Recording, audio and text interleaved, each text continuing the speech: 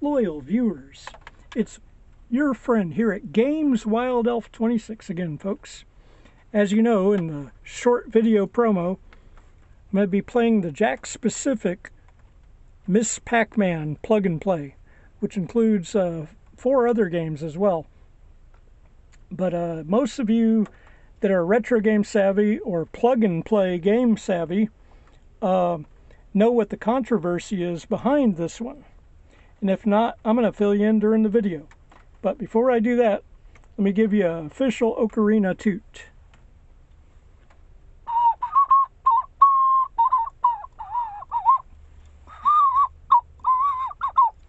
Alright guys, so this is going to be a little bit of gameplay, and we will be playing of certain games on the plug and play, starting with Miss Pac-Man. Alright folks, here we go. I hope you enjoy this run. It's just going to be a brief one. Okay.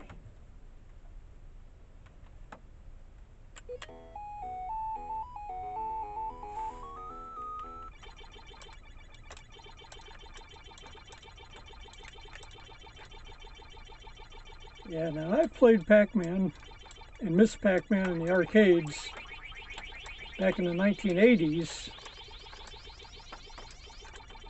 when there was still a huge fever about these games in the 1980s.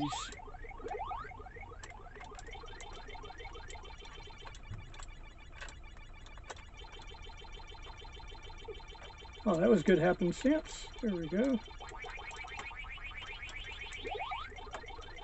Yeah, I'm not too rusty on this one. Let's see here. Whoa. There we go.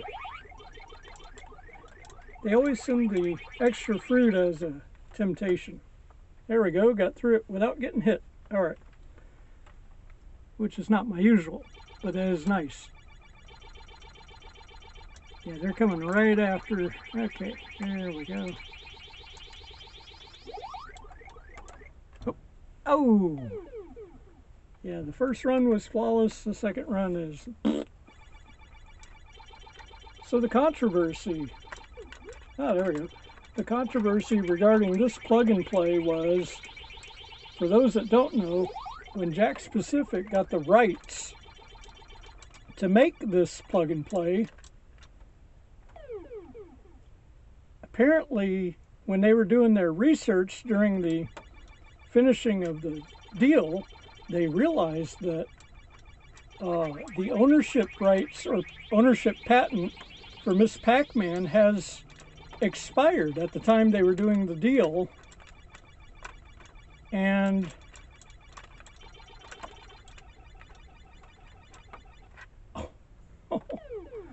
well, you know, so they realized that the ownership patents for Miss Pac-Man had expired.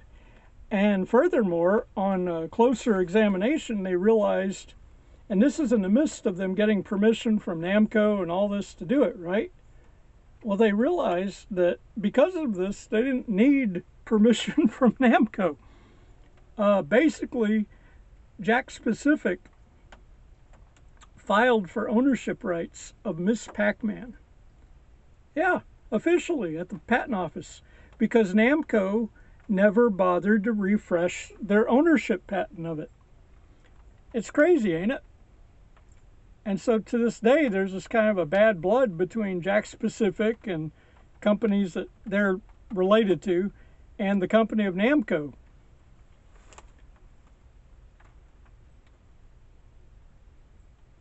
And Jack-specific has fundamental rights to use Miss Pac-Man in any device or game collection they wish to use it in, because officially they have ownership of it. So yeah. And that's what the controversy is, you know. I don't know if they offered to sell it back to Namco or what's going on with that, but it is interesting. Now, I've had other Jack-specific plug and plays over years. I've had Tetris, which was a 2-player one, but it had an unusual control scheme where you rotate the paddle on top instead of hitting a button to rotate.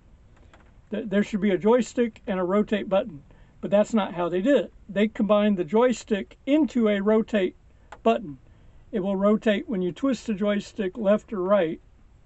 It'll rotate the shape in Tetris.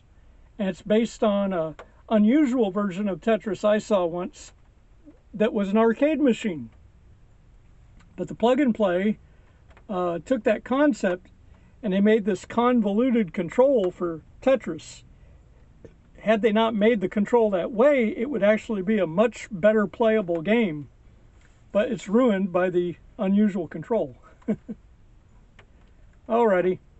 Well, let's try one of the other games while I got a second or two to do so. Okay. Fire button. I'm not sure. I played Galaga since I was a little kid when Galaga was reasonably fresh in the arcades. Okay. Start.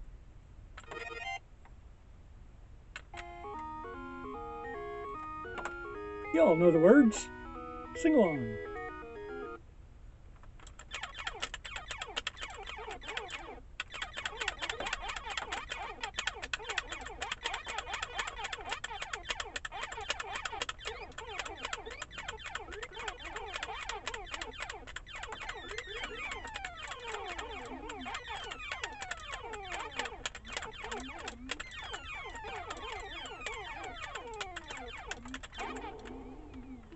There's a delay from when you fire and when the round hits the enemy, so you have to time it just as much as you have to time when you move left or right to avoid their fire, which thankfully is slow and subdued, which in real life they're not.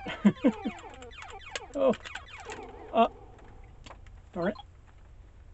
Sometimes I can get to second phase, sometimes not.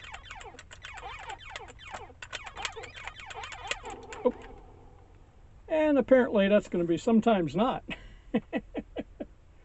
All right, folks. There's my accuracy, hit or miss ratio, 41.9. Okay.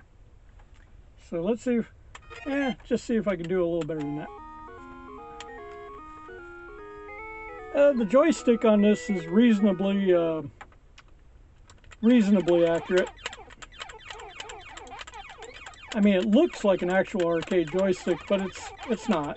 It's probably on par with what you see with the arcade one-ups, I would venture a guess.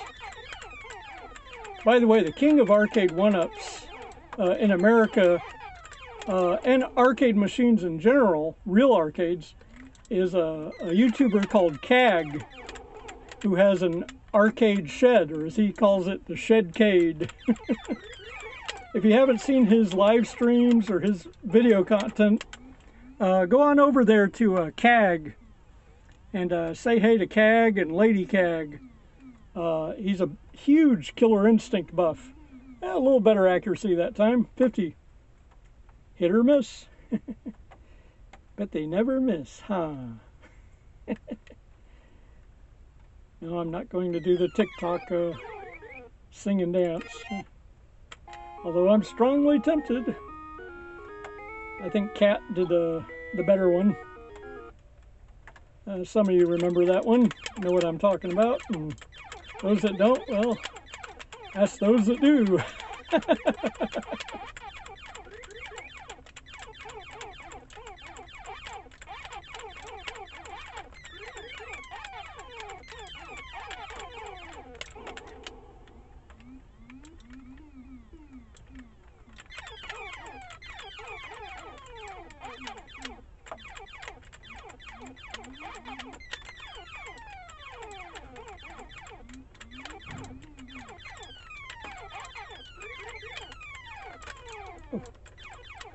Barely. Oh, they keep going for the corner. Oh, yep. He did that hook maneuver right in the corner. Ah, well, I tried, folks.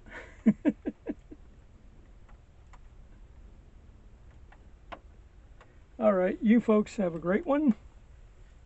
from here at Games Wild Elf. And remember, if you're not subscribed, please go ahead and do that now. If you enjoyed that video, if you want to see my backlog of interesting videos, do so. And from myself and the Mario Kart Princess Peach here, have a great one, folks. And may the Triforce bless you all.